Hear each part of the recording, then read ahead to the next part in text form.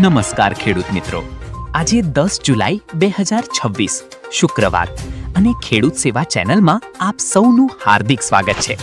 જો તમે અમારા ચેનલ પર નવા હો તો ચેનલને સબસ્ક્રાઇબ કરો અને વિડીયોને અંત સુધી જરૂર જુઓ, કારણ કે આજે વાત કરીશું હવામાન વિભાગની નવી આગાહી, ગુજરાતમાં આગામી દિવસોના વરસાદ અને રાજ્યમાં સક્રિય હવામાન પ્રણાલીઓ વિશે.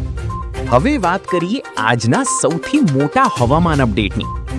ગુજરાતમાં ચોમાસું હવે મોટા ભાગના વિસ્તારોમાં સક્રિય છે.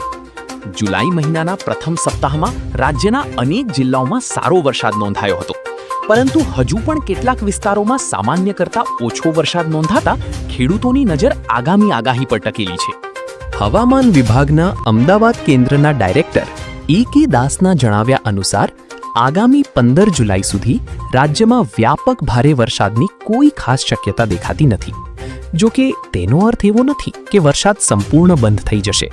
સૌરાષ્ટ્ર સહિત ગુજરાતના અનેક વિસ્તારોમાં હળવાથી સામાન્ય વરસાદની શક્યતા યથાવત રહેશે.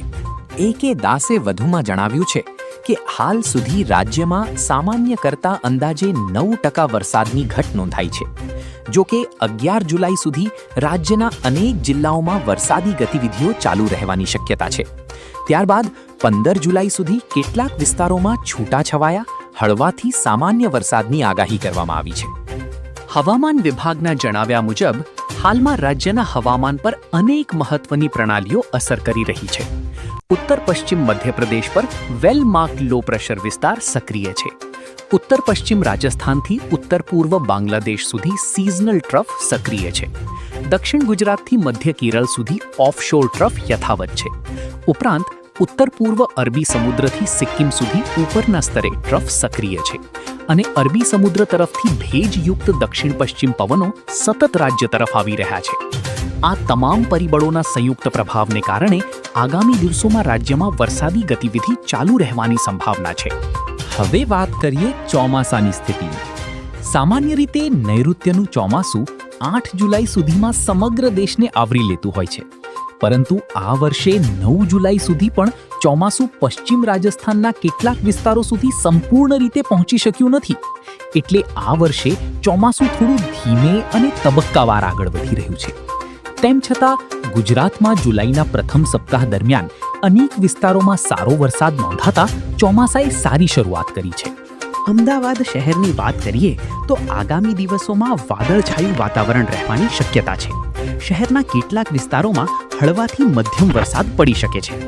બીજી તરફ અરબી સમુદ્રમાં પવનની ગતિ વધવાની શક્યતાને ધ્યાનમાં રાખીને હવામાન વિભાગે 11 અને 12 જુલાઈના રોજ માછીમારોને દરિયો ન ખેડવાની ચેતવણી પણ આપી છે. ફિલહાલ હવામાન વિભાગનું કહેવું છે કે રાજ્યમાં વરસાદી માહોલ યથાવત રહેશે, પરંતુ આગામી 15 જુલાઈ સુધી અત્યંત ભારે વરસાદની સંભાવના ઓછી છે. જો હવામાન પ્રણાલીઓમાં કોઈ મોટો ફેરફાર થશે તો નવી આગાહી જાહેર કરવામાં આવશે. આવા જ હવામાનના ઝડપી અને વિશ્વસનીય અપડેટ માટે ખેડૂત સેવા ચેનલ સાથે જોડાયેલા રહો. વિડીયો ગમ્યો હોય તો લાઈક કરો, તમારા મિત્રો સુધી શેર કરો અને ચેનલને સબસ્ક્રાઇબ કરવાનું ભૂલશો નહીં. રામ રામ.